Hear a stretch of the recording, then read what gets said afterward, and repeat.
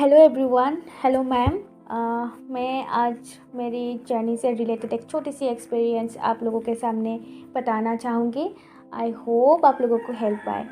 तो पहले मैं ये बताना चाहूँगी, आपको जब भी पता चले कि आप लोग की अवेकनिंग जर्नी में है तो आप लोगों को ये जर्नी को बिलीव कर लेना चाहिए और आप लोगों को जर्नी को ट्रस्ट करके आगे बढ़ना चाहिए और लॉजिकल माइंड को थोड़ा सा साइड में रखना चाहिए, क्योंकि जब लॉजिकल माइंड आता है तब हम लोगों को विश्वास करने में प्रॉब्लम होती है और थोड़ा सा हम लोगों को जर्नी डिले होती है। मैंने भी पहले पहले बहुत टाइम तक मैंने लॉजिकल माइंड लगाया है। मैंने देखा है जर्नी को, मतलब ट्रस्ट नहीं किया और मैंने सोचा कि शॉर्टकट से कुछ ना कुछ करके मेरा जो स्थिति आई है मैं सुधर लेती हूँ। लेकिन मैंने शॉर्टकट के लिए बहुत सारी कुछ ट्राई किए हैं, ये सब मैं आपको बताऊंगी।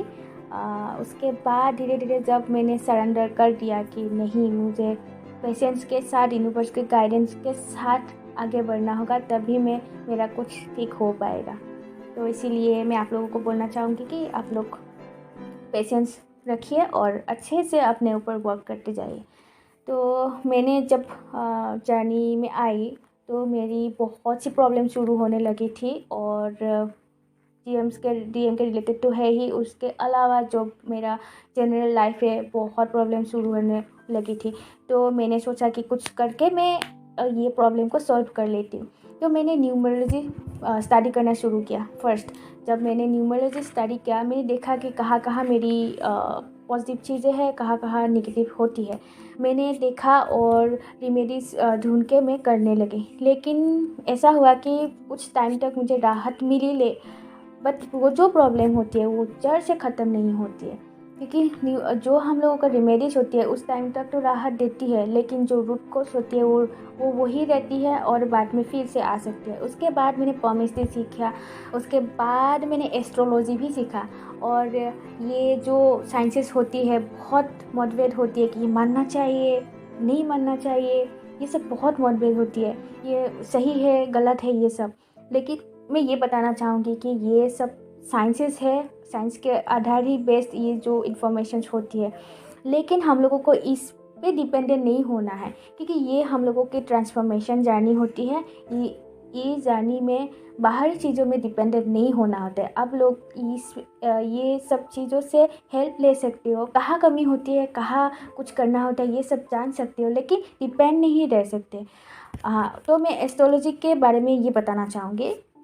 यहाँ पे प्लैनेट्स के बारे में हम लोग प्लैनेट से देख सकते हैं कि कहाँ हम लोगों की कर्म होती है, कहाँ कर्म खराब है, कहाँ अच्छी है, कहाँ क्या है और कहाँ काम करना होता है। तो इसके लिए बहुत सी रेमेडीज होती है, एस्ट्रोलॉजर्स देते भी है और हम लोग ये करते भी है। अगर हम लोग ये करते हैं तो उस टाइम के लिए तो ठीक है, क्योंकि भगवान को जब हम पूजते हैं तो वो भगवान की पूजा कभी निष्फल नहीं होती, उस टाइम के लिए होती है। लेकिन हम लोग जो उसके वो जो प्लेनेट की ख़राब स्थिति के वजह से जो सिचुएशन बन रही है, अगर हम लोगों का उसका जो लेसन होती है, पीछे जो हिडन लेसन होती है, अगर हम लोग वो सीख नहीं लेते तब तक वो सिचुएशन वही रह जाती है और बार बार मैनिफेस्ट हो सकती है।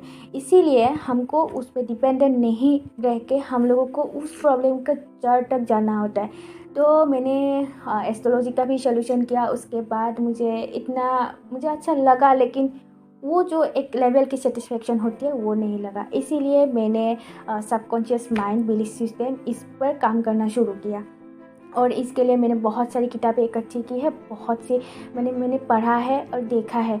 और मैं खुद में झांकने लगी कहाँ कहाँ मेरी गलती हो रही है, कहाँ कहाँ मेरे बिलीफ सिस्टम में प्रॉब्लम है। तो धीरे धीरे मुझे समझ में आने लगा और मैं जहाँ जहाँ मेरा प्रॉब्लम है मैं रीप्रोग्रामिंग करना शुरू किया। तो अगर मैं इस प्रोसेस के बारे में थोड़ा सा बताती हूँ, तो मैंने मेडिटेशन का बहुत सहारा ली है और मैं मेडिटेशन हमारी क्लास में ही सीखी है, मैम से ही सीखी है और अभी भी कर रही हूँ। मेडिटेशन में जाके वो प्रॉब्लम को सामने लेके आना है, उसके बाद हम लोगों को सिर्फ उस प्रॉब्लम में ध्यान देना है। ये कहाँ से आ रही है, धीरे धीरे हमको पता चलेगा। उस टाइम में ऐसा हो सकता है कि बाहर की कुछ और चीज़ें हम लोगों का मतलब उसमें प्रॉब्लम लेके आ सकती है, ध्यान कहीं इधर उधर भटक सकती है, लेकिन उसको साइड में रखना है।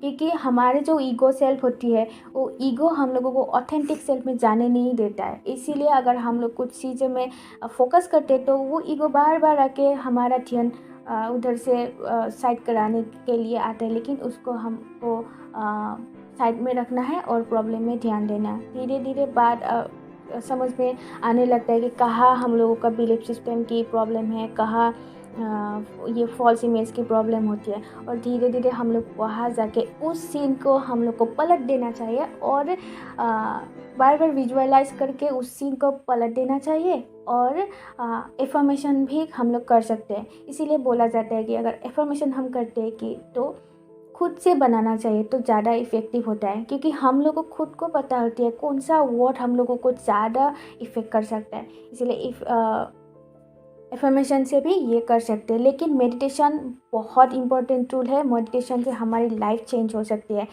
और एक बात बताना चाहूँगी, ये जो कर्म होती है, कर्म खराब होना, कर्म अच्छा होना, ये जो होती है ये भी है एस्ट्रोलॉजी में, ये भी है। क्योंकि अगर हम अच्छे कर्म करते हैं तो अच्छा फल मिलता है, अगर बुरे कर्म करते हैं तो खराब फल मिलता है। लेकिन जो हम लोग ऑलरेडी कर चुके हैं, कुछ खराब कर्म होते हैं, उसके लिए हम लोग कुछ तो कर सकते हैं इस लाइफ टाइम में। तो जब हम लोग वो कर्म कर रहे होते हैं तो हम लोगों का सबकॉन्शियस में एक इम्प्रिंट रह जाता है। तो वो इम्प्रिंट को हम लोग मेडिटेशन में जाके हील कर सकते हैं। और जब हम लोग ये सबकॉन्शियस से हील कर देंगे तब वो स्थिति बार बार हम लोग के लाइफ में मैनिफेस्ट नहीं होगी, क्योंकि हम लोगों ने सबकॉन्शियस से वो हटा दिया है। और जो ऑलरेडी कर्म खराब कर रहे थे किया था, वो कर्म को अच्छे करने के लिए हम लोग कुछ लाइट वर्क भी कर सकते हैं। तो इससे हम लोगों का जो खराब कर्म का जो फल होता है वो बहुत लेस और लेस हो जाता है। तो मैं आज आप लोगों को यही बोलना चाहूँगी, मैंने यही एक्सपीरियंस किया है अपनी जर्नी में भी, और मैं कर रही हूँ, बहुत सारी कुछ हील भी किया है। सब मैम के वजह से ही हुआ है। मैम को बहुत सारा ग्रेटिट्यूड एंड थैंक यू। जो मैं आज बोल पा रही हूँ ये भी मैम के वजह से ही। And thank you so much ma'am, thank you and I love you ma'am. And बाकी आप लोगों को भी मैं थैंक यू बोलना चाहूँगी, आप लोग यहाँ तक सुनने के लिए। And thank you so much.